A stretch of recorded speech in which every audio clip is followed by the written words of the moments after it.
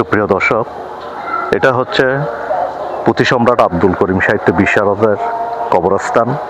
আমার আব্বারা চার ভাই, প্রধান বিচারপতি বাবা, ওই যে আমোদ কবির সাহেব, তারপর সুপ্রিম কোর্ট বারের সাবেক সভাপতি ও জাতীয় আইনজীবী সমিতির প্রতিষ্ঠাতা। পাটের আসর হইতো। তো সাহিত্য বিষয়ক ছাত্রকালীন লক্ষ্য করলো যে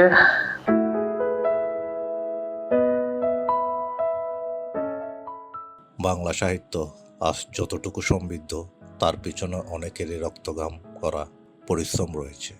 কিন্তু আপনি কি জানেন, আমাদের সাহিত্যের মধ্যযুগের ইতিহাস একসময় প্রায় অন্ধকারে ঢাকা ছিল।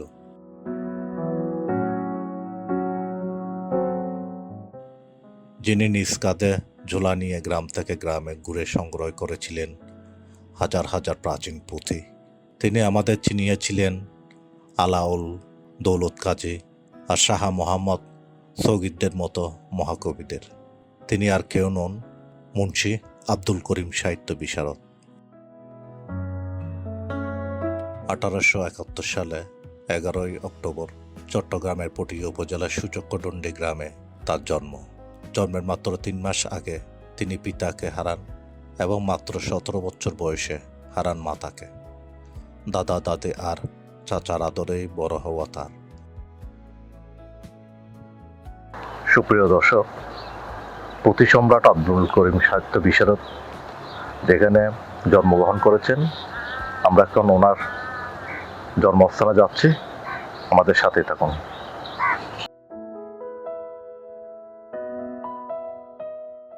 আব্দুল করিমের আসল কাজ শুরু হয় পুঁথি সংগ্রহের মাধ্যমে।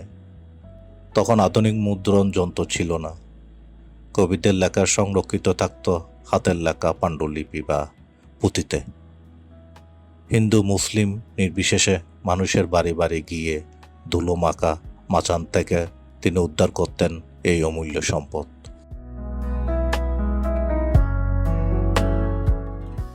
আমার নাম জাহেদ উল পাশা আকাশ। আচ্ছা, আপনি তো যে পুঁথি সম্রাট আব্দুল করিম সাহিত্য বিশারদের বংশধর না? বংশধর ওনার তো একমাত্র মেয়ে ছিল, আমি ওনার ভাইয়ের ঘরে। আমার আপন চাচা ডক্টর আহমদ শরীফ সাহেব আমার আপন চাচা। আমার আব্বারা চার ভাই, প্রধান বিচারপতি বাবা, ওই যে আমোদ কবির সাহেব, তারপর সুপ্রিম কোর্ট বারের সাবেক সভাপতি ও জাতীয় আইনজীবী সমিতির প্রতিষ্ঠাতা সভাপতি উনি এবং ডক্টর আহমদ শরীফ। আমার আব্বা ডাক্তার আহমদ জহির। আমার আব্বা সেকেন্ড ওয়ার্ল্ড ওয়ারে সোলজার ছিলেন। তো আমরাই আছি আর কি, আমার দাদারা চার ভাই, জেনারেশন বাই জেনারেশন এইভাবে আসছে আর কি, স্বাস্থ্য ভাইয়ের ঘরে। আচ্ছা, তো আসলে তো উনি তো আমাদের পটিয়া তথা চট্টগ্রামের জন্য গর্ব। হ্যাঁ, তো ওনার শৈশব এখানে কেটেছিল না?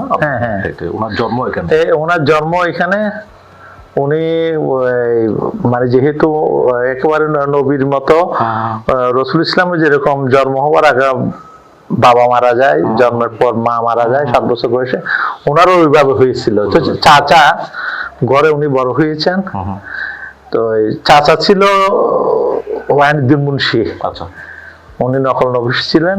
এখন ওই তখনকার আমলে শিক্ষিত মানুষকে মুন্সি বলতো, সেভাবে ওয়াহিদুদ্দিন মুন্সি বলে। তো মোহাম্মদ নবী তৎকালীন আমলে কন্ট্রাক্টর ছিলেন সাহিত্য বিশারদের দাদা।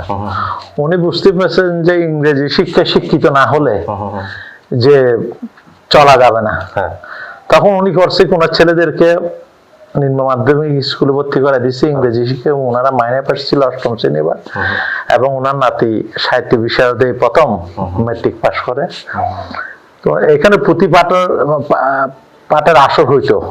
তো সাহিত্য বিষয়ক ছাত্রকালীন লক্ষ্য করলো যে 1868 ইংরেজির মধ্যে যখন ছাপাখানা আসলো, তখন দেখলো যে কি এইসব তালপাতার পুঁথি টুতি এগুলো তো চলে যাবে, বাতিল হয়ে যাবে, নষ্ট হয়ে যেত।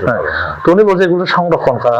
পুঁথি যারা পুঁথি পাঠ করতো তাদেরকে এখানে এই 1 সপ্তাহ 15 দিন আগে থেকে আইনা ওই প্রতিযোগিতার অনেক হতো, আসর হতো। কলকাতা বাংলা একাডেমি যখন হিন্দুদের না মুসলিমদের ভাষা বাংলা হবে, বাঙালিদের ভাষা কি হবে নিয়ে যখন তর্ক, তখন দেখা গেল কি বাংলা একাডেমি বলছে যে পুঁথি সব বাংলা একাডেমিতে জমা দেওয়া কলকাতা। তখন দেখলো যে কি ওই বাংলা ভাষার মধ্যে হিন্দুদের অভিজাত হিন্দুদের আধিপত্যবাদ বেশি ছিল, নিম্নবর্ণের কোনো হিন্দুর অস্তিত্ব পাওয়া যাচ্ছে না। সাহিত্য বিষাদ করলো কি বৌদ্ধ নিম্নবর্ণের হিন্দুরা, নাপিত, কামার, কুমার এবং মুসলিম জাতি যারা সাহিত্য চর্চা করেছে তাদের 500 জনের উপরে ওনাদের একটা লিস্ট পাঠায়। তখন কলকাতা বাংলা একাডেমির মধ্যে আবিষ্কার হয়ে গেল যে এটা হিন্দুদের একক ভাষা নয়, এটা বাঙালি জাতির ভাষা, এটা প্রকৃতি নিয়ে সৃষ্টি, এটাতে সব ধর্মের এবং উপজাতিদের পর্যন্ত অবদান আছে। পুঁথির মধ্যে অনেক ভাষা ছিল যে সেগুলো আধুনিক ভাষার সাথে এই যে মানে ভাব বোঝার বড় মুশকিল ছিল। উনি ওগুলো সমন্বয় করছে। করার সুযোগটা হয়েছে কিভাবে, যেহেতু উনি এখানে প্রতিবারের আসর হইতো, অনেক শ্লোক অনেক তর্ক উনি শুনেছেন, বুঝেছেন, জেনেছেন, নিজে অধ্যয়ন করতো। সেই সুবাদে উনি এটা গবেষণা করে উনি এগুলার একটা পর্যায়ে নিয়ে আসছে। সাহিত্য বিষয় সেজন্য টাইফয়েড হওয়ার পরও ইন্টারমিডিয়েট পরীক্ষা দিতে পারেন না চট্টগ্রাম কলেজে, উনি চাকরিতে চলে গেছেন। ওনার মেধা থাকলেও উনি গ্রাজুয়েশন কমপ্লিট করতে পারেন নাই। বিভাগীয় কমিশনারের প্রশাসনিক পদে কর্মচারী ছিলেন। দেগুন্ডু আনোয়ারা স্কুলের মধ্যে ছিল, হেডমাস্টার ছিল 1905 সালে আনোয়ারায়।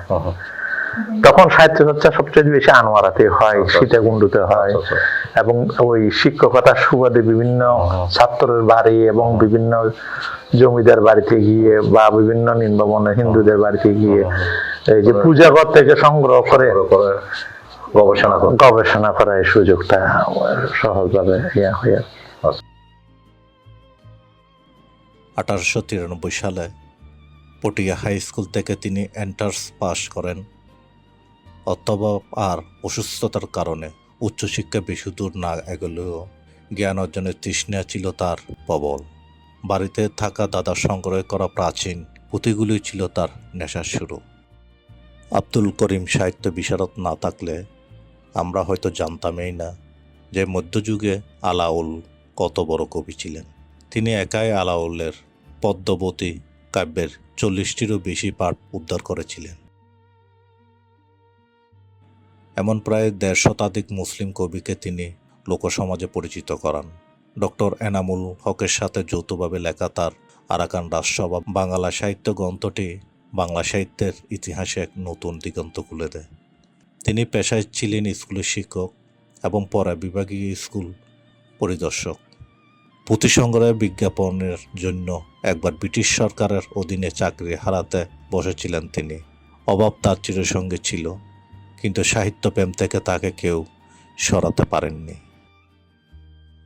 সুপ্রিয় দর্শক, এটা হচ্ছে পুঁথি সম্রাট আব্দুল করিম সাহিত্য বিশারদের কবরস্থান, যেখানে উনি চিরনিদ্রায় শায়িত আছেন।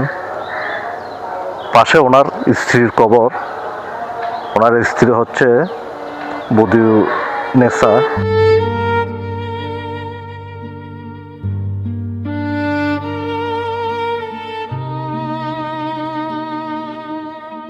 নদিয়া সাহিত্য সভা তাকে সাহিত্য সাগর উপাধি দেয়, আর আজ আমরা তাকে শ্রদ্ধাভরে ডাকি পুঁথি সম্রাট বলে। মৃত্যুর পর 1995 সালে বাংলাদেশ সরকার তাকে মরণোত্তর স্বাধীনতা পদক প্রদান করেন। 1953 সালে 30 সেপ্টেম্বর এ মহাপ্রাণ বিদ্যানুরাগে ইন্তেকাল করেন। জীবনের শেষ সঞ্চয় হিসেবে তিনি তার সংগৃহীত মুসলিম কবিদের পুঁথিগুলো ঢাকা বিশ্ববিদ্যালয়কে এবং হিন্দু কবিদের পুঁথিগুলো রাজশাহী বরেন্দ্র জাদুঘরে দান করে যান। আব্দুল করিম সাহিত্য বিশারদ শুধু একজন সংগ্রাহক ছিলেন না, তিনি ছিলেন আমাদের শিকড় সন্ধানকারী এক মহান কারিগর। আজ যখন আমরা বাংলা সাহিত্য নিয়ে গর্ব করি, তখন এই মানুষটির নাম যেন আমরা ভুলে না যাই। সুপ্রিয় দর্শক, এতক্ষণ আমাদের সাথে থাকার জন্য ধন্যবাদ জানাচ্ছি। ভিডিওটি ভালো লাগলে লাইক ও সাবস্ক্রাইব করতে ভুলবেন না।